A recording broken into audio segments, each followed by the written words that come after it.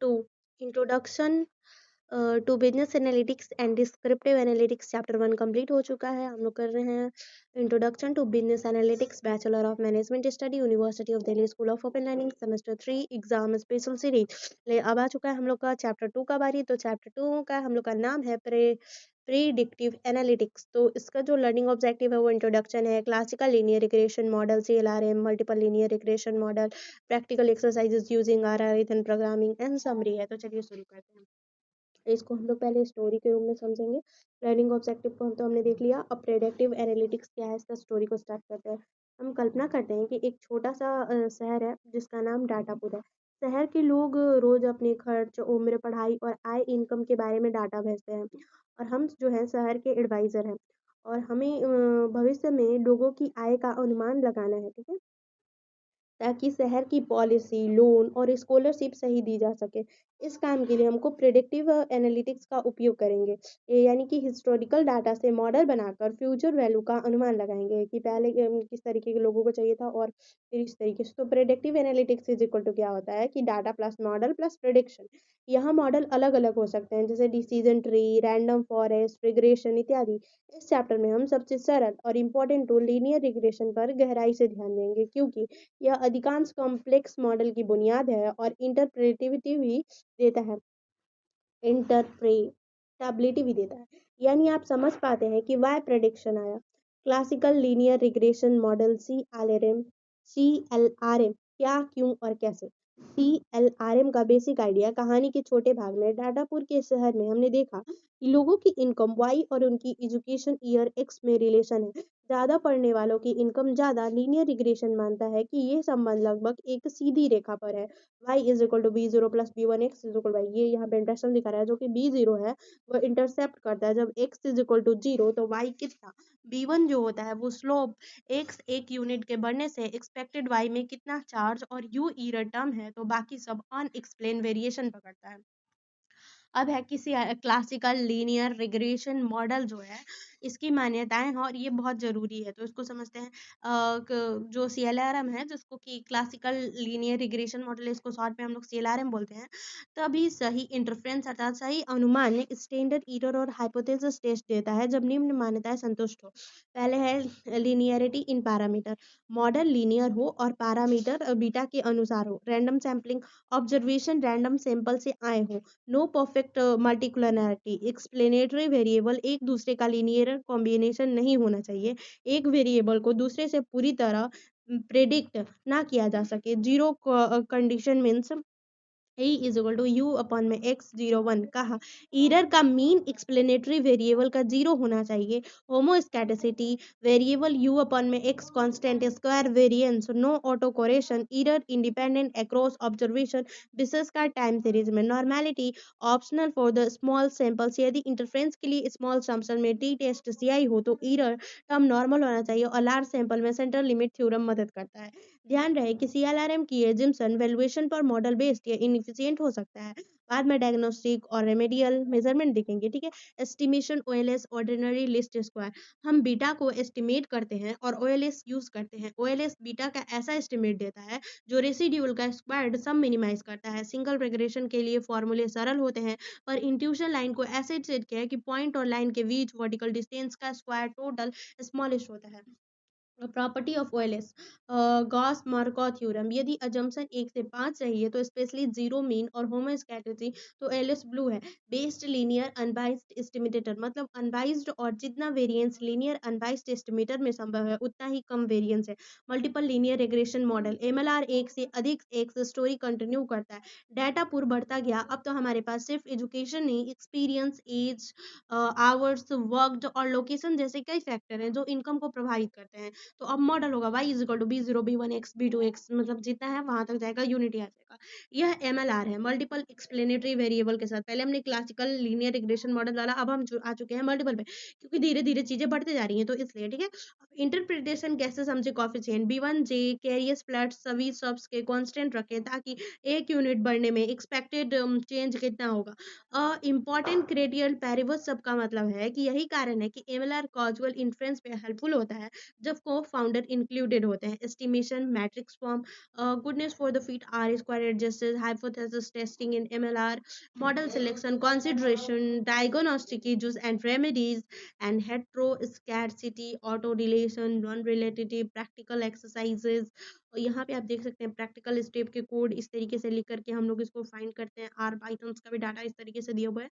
जो भी है पाइथन में ध्यान देनी हो, प्रेडिक्टर, इंटरसेप्ट, कोएफिशिएंट, स्केल, वो है जो भी हम बात करते हैं मॉडल, प्रैक्टिकल एक्सरसाइजेस। अब सारांश क्या है कि देखिए सारांश इसका समझते हैं, फिर इसको हम लोग डिटेल में और समझेंगे, ठीक है।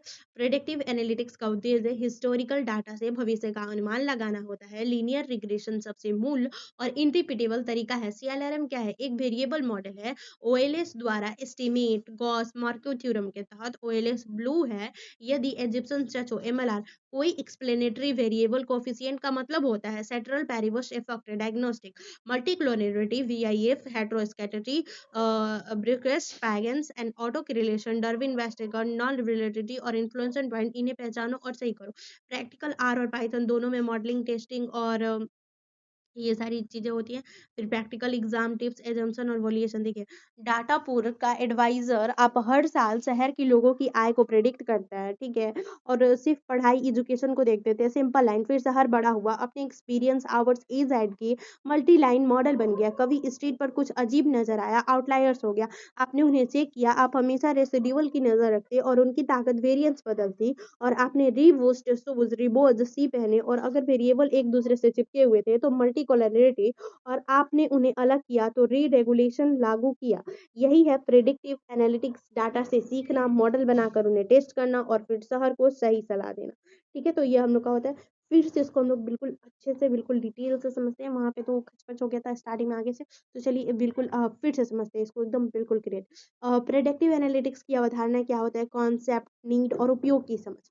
क्लासिकल लीनियर रिग्रेशन मॉडल की परिभाषा, गणितीय संरचना, मान्यताएं, गुणधर्म, प्रॉपर्टी को विस्तार से समझ पाएंगे, और मल्टीपल इनपुट्स का कार्य, महत्व, अनुमान, इंटरप्रिटेशन सीख जाएगा, ठीक है। रिग्रेशन एनालिसिस के लिए आर और पाइथन में बेसिक कोडिंग करना सीख जाएगा, ठीक है। प्रिडिक्टिव मॉडलिंग के परिणामों को समझने की क्षमता विकसित करेगा, ठीक है। Introduction to predictive analytics. Predictive analytics का अर्थ है अतीत, पास्ट और वर्तमान प्रेजेंट के आंकड़ों के आधार पर भविष्य का अनुमान लगाना। यह क्या करेगा? प्रिडिक्टिव एनालिटिक्स यह बताता है कि भविष्य में बिक्री कितनी होगी, मांग, डिमांड बढ़ेगी या घटेगी, ग्राहक प्रोडक्ट खरीदेगा या नहीं, किसी छात्र के एग्जाम स्कोर कैसे आएंगे, मौसम कैसा होगा, कौन सा लोन डिफॉल्ट हो सकता है, इसका आधार क्या है। प्रिडिक्टिव एनालिटिक्स तीन तत्वों पर टिका हुआ है: हिस्टोरिकल डाटा, पुराना data, statistical model, machine learning model, prediction, forecasting. Business में इसकी जरूरत क्यों है? निर्णय लेने में साइंटिफिक अप्रोच, जोखिम कम करना, कस्टम बिहेवियर समझना, लागत कम करना, प्रॉफिट बढ़ाना, प्लानिंग आसान बनाना। प्रिडिक्टिव एनालिटिक्स का सबसे आधारभूत उपकरण क्या है? Regression analysis. Classical linear regression model जो होता है सीएलआरएम, यह रिग्रेशन एनालिसिस का सबसे बुनियादी और सबसे महत्वपूर्ण मॉडल है। सीएलआरएम की परिभाषा, क्लासिकल लीनियर रिग्रेशन मॉडल कहता है कि डिपेंडेंट वेरिएबल और वाई इंडिपेंडेंट वेरिएबल का संबंध रिलेशनशिप में एक सीधी रेखा के रूप में होता है मैथमेटिकली, जहां वाई जो है इंडिपेंडेंट वेरिएबल है जिसका अनुमान लगाना है, X is equal to independent variable, b0 is equal to intercept, b1 is equal to slope coefficient, u is equal to error term। जो मॉडल नहीं समझ पाता है, OLS ordinary last squares. Request में हम b0 b1 को estimate करते हैं। ओएलएस ऐसा तरीका है जो रेसिड्यूअल एक्चुअल y को प्रेडिक्ट को इसको मिनिमम करता है। और सीएलआरएम का जो है linearity, random sampling, no perfect multicollinearity, zero conditions mean, होमोस्कैटर्सी, no auto correlation, normality, multiple linear regression independent का इस तरीके से होता है। एमएलआर में प्रॉब्लम और remedy, multicollinearity remedy, heteroscedasticity remedy, auto correlation, omitted variable biased, practical using to the R and Python, ये देख सकते हैं इस तरीके से यूज होता है। कोफिशिएंट, अब हम लोग बिल्कुल अच्छे तरीके से इसको कहानी के रूप में समझते हैं और फिर देखते हैं इसका। चलो पहले अध्याय को। अब कहानी को। डाटापुर का शहर और प्रेडिक्टर का जादू। डाटापुर नाम का एक छोटा सा शहर था जहां हर दिन लोग अपनी शिक्षा, आय और अनुभव की जानकारी देते थे। शहर का राजा किंग डिसीजन चाहता था कि भविष्य में कोई अमीर बनेगा, कौन अधिक टैक्स देगा, किसे स्कॉलरशिप चाहिए, इसका अनुमान पहले से लगाया जाए। उसने एक समझदार सलाहकार नियुक्त किया, पंडित रिग्रेशन को, ठीक है ना। पंडित रिग्रेशन ने कहा, राजन, भविष्य बताने का तरीका है प्रेडिक्टिव एनालिटिक्स। तो पहला अध्याय रेखा का जादू CLRM। पंडित रिग्रेशन ने एक बोर्ड पर सीधी रेखा खींची जिसमें income is equal to B0 plus B1 education plus year. बोला, राजा शिक्षा बढ़ेगी तो आय बढ़ेगी, यह सीधी रेखा कहती है। दुनिया लीनियर पैटर्न फॉलो करती है, लेकिन पंडित जी ने 7 नियम भी बताए एजम्पशन के।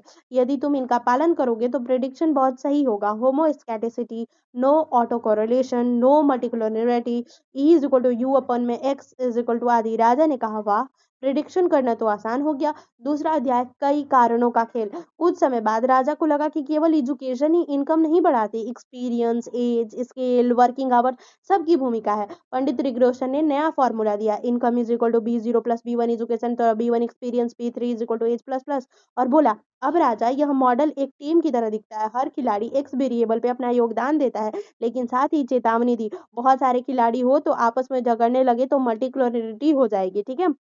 तीसरा अध्याय, रोग और इलाज। मॉडल में कई बीमारियां हो सकती है, heteroscedasticity, autocorrelation, specific error.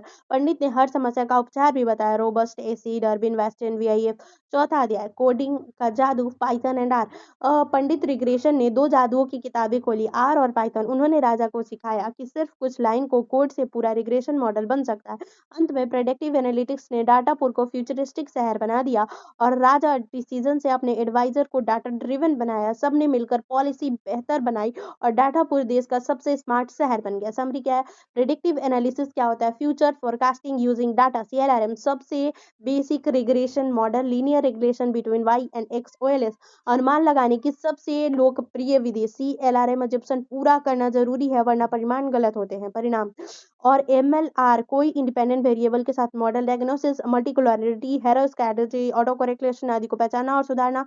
और R and Python regression analysis करने के मुख्य साधन होते हैं। प्रेडिक्टिव एनालिटिक्स डिसीजन मेकिंग का आधार है। तो इस तरीके से हमारा चैप्टर जो 2 है प्रेडिक्टिव एनालिटिक्स कंप्लीट होता है। तो अगले वीडियो में हम पढ़ेंगे चैप्टर 3।